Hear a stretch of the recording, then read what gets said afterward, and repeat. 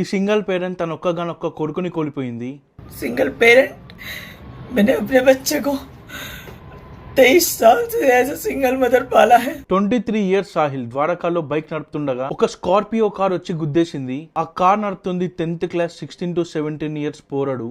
Scorpio जो कि speed की रील और स्टंट मारने के लिए अपने घर से गाड़ी लेके निकले थे अनलाइसेंस्ड. వాని కార్ పైన ఆల్రెడీ 13 ఓవర్ స్పీడింగ్ చలాన్స్ ఉన్నాయి. లైసెన్స్ కూడా లేదు.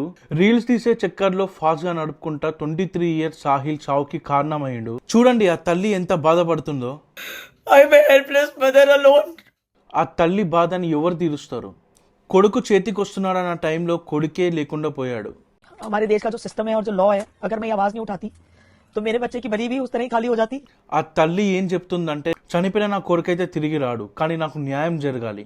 రానున్న రోజుల్లో అందరికీ గుణపాఠం కావాలి. ఇది ఫ్యూచర్ లో ఇలాంటివి ఏం జరగకుండా ఏ పేరెంట్స్ అయితే పైసా పిచ్చితో పైసా మదం ఎక్కి పిల్లల్ని రాక్షసులు లెక్క రోడ్డు పైకి పంపిస్తున్నారో అలాంటి వాళ్ళందరికి గుణపాఠం కావాలి అని ఫైట్ చేస్తుంది. కానీ ఆ పోరని 10th బోర్డ్ ఎగ్జామ్స్ ఉన్నాయని చెప్పి ఇంటర్మ్ బెయిల్ పైన బయటికి తీసుకొచ్చినారు. ఆ తల్లి ఒకటే చెప్తుంది, ఈ సిస్టమ్ పైన లా పైన నాకు నమ్మకం లేదు.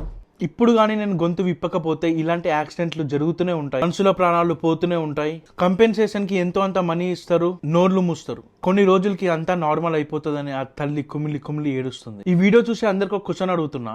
ఒక minor without license already 13 over speeding challans తో రీల్స్ తీసుకుంటూ నిర్లక్ష్యంగా స్పీడ్ గా పైసలు ఉన్నాయి కదా మా పేరెంట్స్ చూసుకుంటారు ఏదైనా చెయ్యొచ్చు అని కండ కావడంతో చేసింది యాక్సిడెంటే అంటారా?